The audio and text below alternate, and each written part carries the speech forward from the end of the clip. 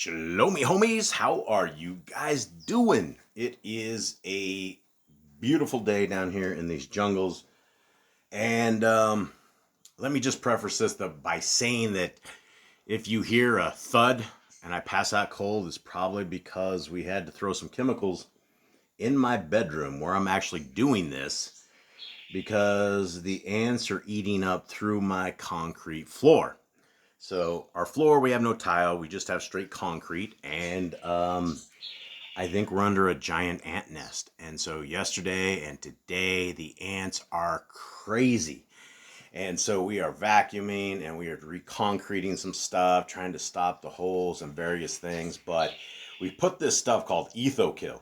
And it definitely, stuff we used to spray on our cows because our cows used to get massive ticks and all these things. You spray the cows down, these ticks would just die and fall off, fleas, everything dies. So it is one of these rough smelling days, and I don't have another room to do this, and it is quite the smell. I got to give it that.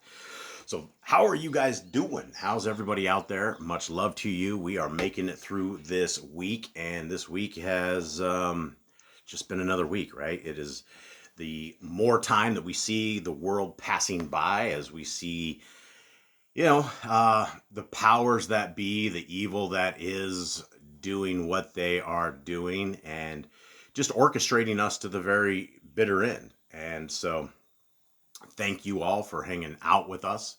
We have an exciting reading that we're going to go through today, a couple of books that I've been wanting to read for a while. And before we go into that and this timeline, this is still we still have these big blue books in stock. I said yesterday, I think we had like 700-ish left, and they are available. And these will be the final books of this. I don't know. It's going to be a long time if we do get another big blue book in. So this is the last moments for these ones that are here, and I'm going to just keep popping that out till they're gone. But the softback is coming in. It's only got 66 books in it, but it has the little plastic sleeve that we have with it. It's they're working on the final proof that they're shipping to us, and we'll actually get to see a physical copy of this in our hand. It'd be a blank book like we had for the very first one, just to make sure it's exactly what we're looking for and we know what we're getting. But the pre-orders are in for that, and it is actually revision 2. And revision 2 has a lot of name changes in it because there was a lot of FUBAR stuff that was carried over from the original translation and then from the stolen translation of the Hallelujah Scriptures, and words that didn't make any sense. Things that we're not talking like scripture words, we're talking like how they spelled certain words. And we have gotten far more astute than we did on our big blue book. And so revision 2 is coming out. You guys can get that. Guys, also, I'd like to encourage anybody that is able to help us out with stamps for the prisoners. We are always delivering messages to our brothers and sisters in chains. It's an ongoing thing. It's an everyday thing. We're getting these messages and trying to get back to everybody. And it's expensive. It's really, really expensive the way they have the inmates locked down and the way it is to communicate with them. And so it's always taxing on everybody's family. And so, guys, the Yah Scriptures is also free of charge. You can go to yahscriptures.com, and in the download section, you can get the free version. The Android APK, what we're about to go over, is in that.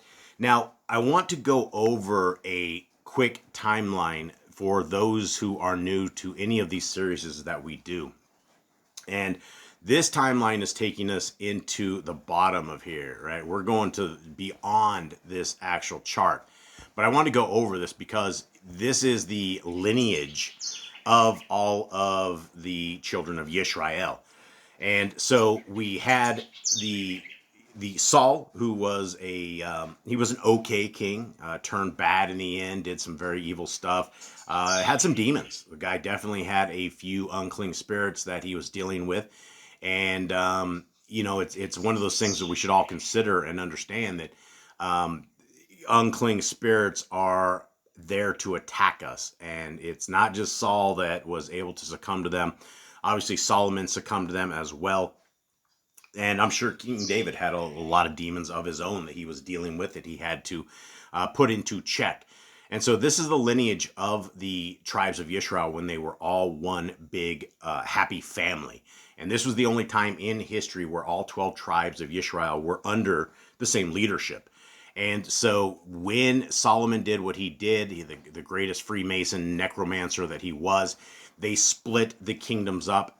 2 tribes went to his son, and the other 10 tribes were split up, went into Jeroboam. And so these are the times, and you can see throughout this that a lot of this, there were not a lot of great kings. There were a couple kings that would turn the hearts and minds and souls of the people back, but for the majority of it, it wasn't so good. And so what we are going to do today, and what I'm going to do is try to get this back right here. Let's go over this real quick. The book we're going to be reading today is First Esdras, and it's spelled Esdras. And what it does is this book overlaps heavily from 2 Chronicles, Ezra, and Nehemiah, and it focuses on the return from Babylon exile and the rebuilding of the temple. So in 586 BCE, the destruction of the first temple of Babylon. And so Judah is taken into captivity by Nebuchadnezzar. And then we had basically 539 BCE, Babylon falls to Persia under Cyrus the Great. Then 1 year later, Cyrus has a decree, and he allows the Jews to return to rebuild the temple. And this is where first Esdras and second Esdras come from. And this includes Judah, Benjamin, and the Levites. Those are the tribes, mostly of the tribes that return. And not all the Levites, but the majority of the people that returned from this were Judah and Benjamin. Now, in 520 to 516 BCE, the temple rebuilding efforts under Zerubbabel and Yahushua the high priest. And so the temple's completed in 516 BCE. And 458 BCE, and we're talking, 458 years before our Messiah was born, we have Ezra, the scribe, and he came from Babylon to Jerusalem with more exiles and reforms the communities. So the tribes that were present in this were Yehuda, Benjamin, and Louis. And then the 10 northern tribes, they were taken into captivity in 722 BCE. So long before these other tribes went, they saw that, their sister tribes were all taken into captivity, but yet they never did change their ways. And so here we are going into the book of, it's going to be the book of First Esdras. And here we are right here.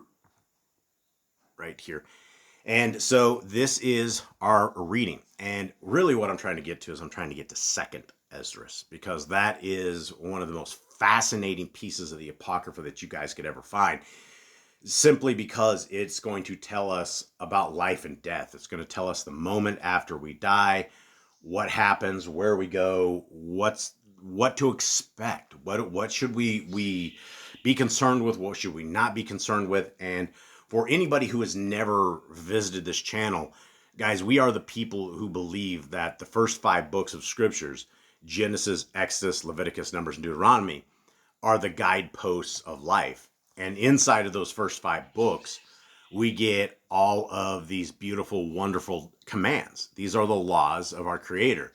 These are the same laws and precepts and statutes that everybody says it's nailed to the cross. They say it doesn't matter to them, that it doesn't matter to any of us, and we can live how we want to live, and we don't have to have a governing set of rules. Now, that's absolutely crazy. That's ridiculous, because all of these laws are good laws, right? Keep the Shabbat, right? Why wouldn't we want to keep an appointed time that our Creator has set apart for mankind for all eternity?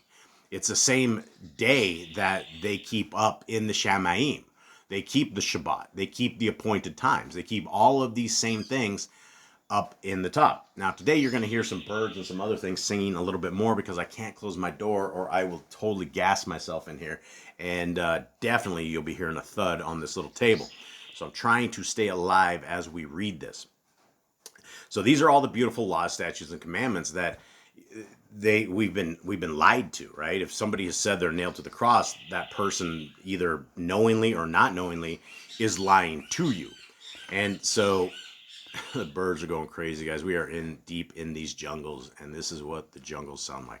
So here we are, the first Esdras. And so here we are. And Yosiyahu held the feast of the Passover, Pesach, in Jerusalem to his Adon, and offered the Pesach on the 14th day of the first month, having appointed the Kohanim according to their daily services, being dressed in long garments in the Hayekel of Yahuwah. So we have a leader here. We have Yosiyahu that is, obviously running the show here at this point. And this is one of the first things that they did is these people, and you can read, when you guys read the book of Ezra and Nehemiah, they're so beautiful. Those books are fascinating. And what you find is that when people start learning that there is a Torah, the people start celebrating. Like, this is the most exciting thing that you could possibly ever hear. And it's exciting because, guys, there is a way forward. There is a way that our Creator has designed for us that we can rejoin him in this kingdom to come. We can find him, we can seek him, we can put everything that we have to him. And it's not like we just die and we go to the land of darkness. Right? There is a journey, there's a place, there's a city that's coming down out of the Shamayim. And these are the promises that we find in scriptures. So continue on. And he spoke to the Levites, the Kodesh servants of Yisrael, that they should Kodosh themselves to Yahuwah, to place the Kodesh ark of Yahuwah in the house of that sovereign Shalomah, the son of David, had built. And so we still have the ark. We still have the house of Shalomah. And he said, you shall no longer bear the ark upon your shoulders. Now, therefore, serve Yahuwah your people, your Elohim, serve Yahuwah your Elohim, and serve his people, Yisrael. And prepare yourselves according to your families and clans, according to the order of David, the sovereign of Yisrael, and according to the splendor of his son Shalomah. And stand in the Hayekel according to the heads of the families of the Levites who serve in the presence of your brothers, the children of Yisrael. Now, one of the things that we have that a lot of people didn't have is we have all the books in front of us. And this is the crazy thing about having Yah Scriptures is we have most of the Apocrypha, right? There's still some pieces here and there, and we may add a few more books into the other paperback that we're working on as well, which will be just the Apocrypha. But for the most part, you have everything that is needed for us to understand the things of our Creator. And the one thing about the Apocrypha, all of the different books in there, is they all say the same thing. They all say, listen, there's a covenant path, and if you will follow and keep the laws, statutes, and commandments of our Creator, there's a place for all of us. And so, one of the things that, the splendor of Shalomah, that was one of the things. This guy was, he was dressed in good stuff. He had gold on everything. Everything was plated in gold. He had the finest of all this stuff. And it was the power of the hand of our Creator that allowed this to happen. But Shalomah, for all his splendor and all his glory, he became very disloyal. In fact, we have commands that we're not to bow to other Elohim. We are not to sacrifice to other Elohim. And that's what he did. He sacrificed to the lowercase Elohims. And it's not Elohim Most High. 6. Continuing on with his instructions. Slaughter the Pesach, the Passover, in order, and prepare the offerings for your brothers. And guard the Pesach according to the command of Yahuwah, which was given to Moshe. A lot of people are like, well, those things are for the old people. Those are the days of Moshe. Well, we're way beyond the days of Moshe, and here we are now, and people are still talking about this. Now, a lot of people have a problem and they're like, oh, that's the laws of Moses. It's not the laws of Moses. It's what Moshe wrote down. It was given to him. It's the laws of our Creator. And that's where people will fall into a massive folly that not only will they think it's old school or it doesn't apply to them because, Moshe is from back in the days, but they absolutely do. So this is the instructions, the same instructions that all of us have, right? We're supposed to observe the Passover. We're supposed to keep the appointed times. We're supposed to keep the Shabbat, keep all of his commandments, and they're wonderful. 8, and Kilikiyahu, Zechariah, and Yekiah, the governors of the Hayekel, gave to the Kohanim 2,600 sheep and 300 calves for the Pesach. Huge amounts, right? 600 sheep, 300 calves. And Yekoniah and Shimeiah and Nathaniel, his brother, from Kashiviah and Achiah and Joram, captains over thousands, gave to the Lewites 5,000 sheep and 700 calves for the Pesach.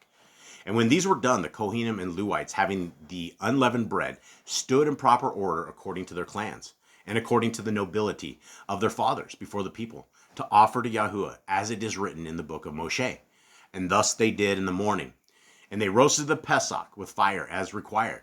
As for the slaughterings, they boiled them in bronze pots and cauldrons with a pleasing flavor, and put them before all the people. And afterward they prepared for themselves and for the Kohanim, their brothers, the sons of Aaron. Now, this is a little interesting here, because we know that when we do when we kill our lamb, it's between the evenings, and it's one of these things that we eat it. Actually, we kill it before sunset, and we eat it between the evenings. Here, we're hearing a little bit different in this, and it could very well be the translation. It could very well be what it is, but it did say in the morning they did this. So very fascinating, something to take note of for sure. For the Kohanim offered the fat until evening, and the Lewites prepared for themselves and their brothers the Kohanim, the sons of Aaron.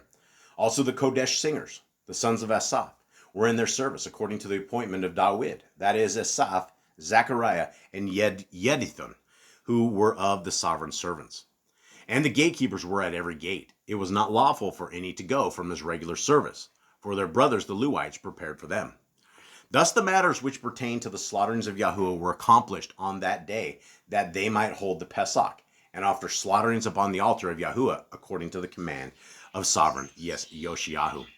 So the children of Yisrael who were present held the Pesach at that time, and the feasts of Matzah 7 days. This is the Feast of Unleavened Bread. And such a Pesach was not kept in Yisrael since the time of the Navu, Shemuel.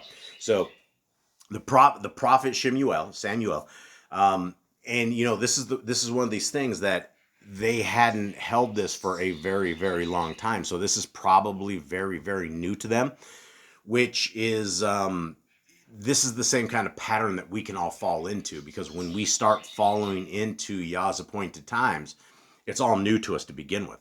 And I will tell you, the very first few months that I was keeping Shabbat, like over a decade ago, long ago. I have no idea how long it is at this point. It was a long time ago. But I remember it was odd.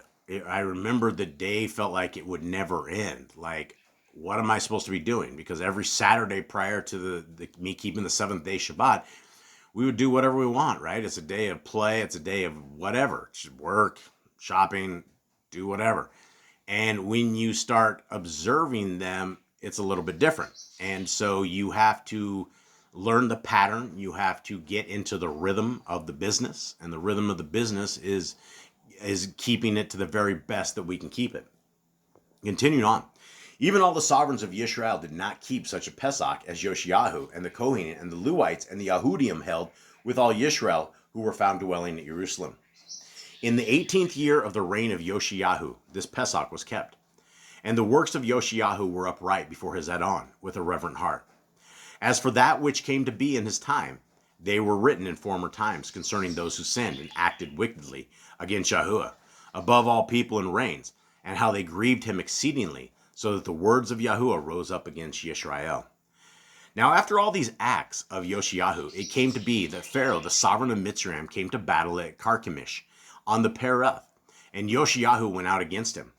But the sovereign of Mitzrayim went to him, saying, What have I to do with you, O sovereign of Yahudah? I am not sent out against you by Yahuwah Elohim, for my battle is at Pereth, And now indeed, Yahuwah is with me. Yahuwah is with me, urging me forward. Depart from me and do not be against Yahuwah. However, Yoshiyahu did not turn back his chariot from him, but undertook the fight with him, not regarding the words of the Nabi, Yirmiyahu, spoken by the mouth of Yahuwah, but joined in battle against him in the plain of Megiddo. And the princes came against sovereign Yoshiyahu. Then the sovereign said to his servants, carry me away out of the battle, for I am very weak. And immediately his servants took him out of the battle. Then mounting a second chariot and being brought back to Jerusalem, he died and was buried in his father's tomb. And all the Yahudim mourned for Yoshiyahu.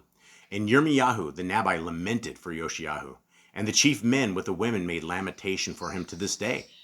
And this was ordained for a law to be done continually in all the nation of Israel.